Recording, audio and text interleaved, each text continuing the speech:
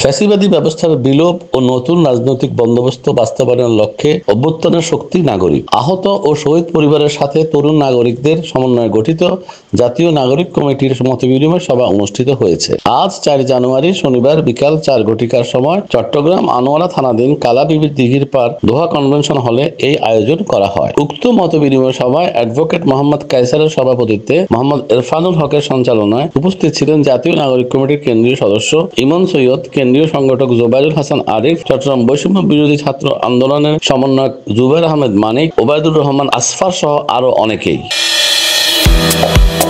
মতবিনিময় সভায় জাতীয় নাগরিক কমিটির সংগঠক মোহাম্মদ ইরফানুল হক দিগন্ত টিভিকে বলেন, বিচার বিভাগের সংস্কার, সংবিধান সংস্কার, কিন্তু তার আগে আমরা এমন দেশ চাই সেখানে সকল মানুষের কথা বলার অধিকার থাকবে।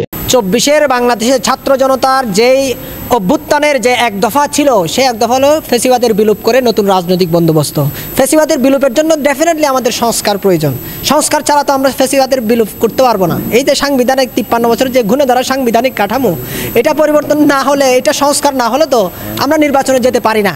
তো ডেফিনেটলি যেই জুলাই গণ অভ্যুত্থানের যেই দাবি ছিল, সেই দাবির পক্ষে আমি মনে করি আমরা না, সারা বাংলাদেশের প্রত্যেকটা মানুষ ঐক্যমত ভাবে তারা সংস্কার চায় এবং পাশাপাশি এই সংস্কার প্রক্রিয়ার মধ্য দিয়ে যে নির্বাচনী প্রসেস, সেটাও একসাথে সমান্তরালভাবে চলবে। তিনি আরো বলেন, জুলাই অভ্যুত্থানের আকাঙ্ক্ষা মানবিক মর্যাদা ও ন্যায় বিচার, রাষ্ট্রের সকল নাগরিকের সমান মর্যাদা নিশ্চিত করতে হবে। জুলাই হত্যাকাণ্ডের সাথে জড়িত খুনিদের বিচারের আওতায় আনতে হবে। 2000-এর অধিক শহীদের আত্মত্যাগ বৃথা যেতে দিব না। চট্টগ্রাম জেলা ও দায়রা জজ সভাপতি অ্যাডভোকেট মোহাম্মদ কায়সার বলেন, যারা আহত কিংবা শহীদ হয়েছে তারা এদেশের শাসক হতে চায়নি। তারা দেশের মানুষের খাদ্যের অধিকার চেয়েছে, শিক্ষার অধিকার চেয়েছে, কথা বলার ও বেঁচে থাকার অধিকার চেয়েছে। তবে কথা একটাই, আগামীর বাংলাদেশে কেউ রাজনীতি করতে চাইলে জুলাই অভ্যুত্থান এর শহীদদের আকাঙ্ক্ষাকে ধারণ করে রাজনীতি করতে হবে।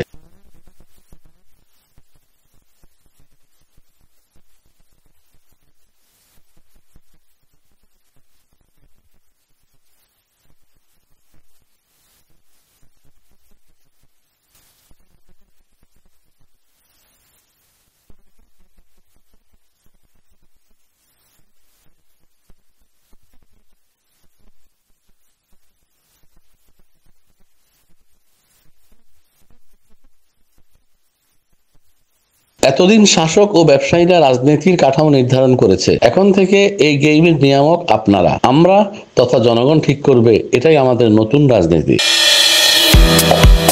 রিপোর্ট আব্দুল আজিজ, দিগন্ত টিভি, চট্টগ্রাম।